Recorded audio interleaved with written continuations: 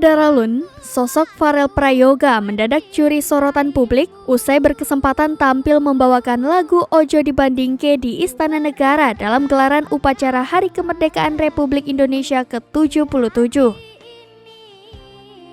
Memiliki suara yang merdu dengan aksen bahasa Jawa yang fasih, Farel Prayoga kini menjadi penyanyi cilik yang viral di TikTok. Dikutip dari berbagai sumber, Farel Prayoga merupakan bocah asal Banyuwangi kelahiran 8 Agustus 2010.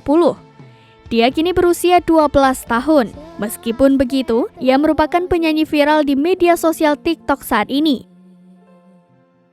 Namanya semakin terkenal banyak orang usai mengcover lagu Ojo Dibandingke.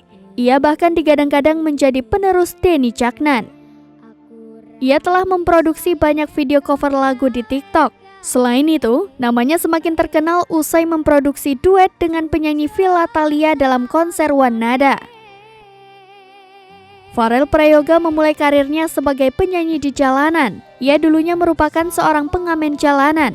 Namun, bakat menyanyi yang dimilikinya mulai mendapat apresiasi dari banyak orang. Hingga akhirnya manajemen Wandra mengajaknya untuk berkolaborasi memproduksi lagu. Kini Farel Prayoga bergabung dengan label Aneka Safari Record.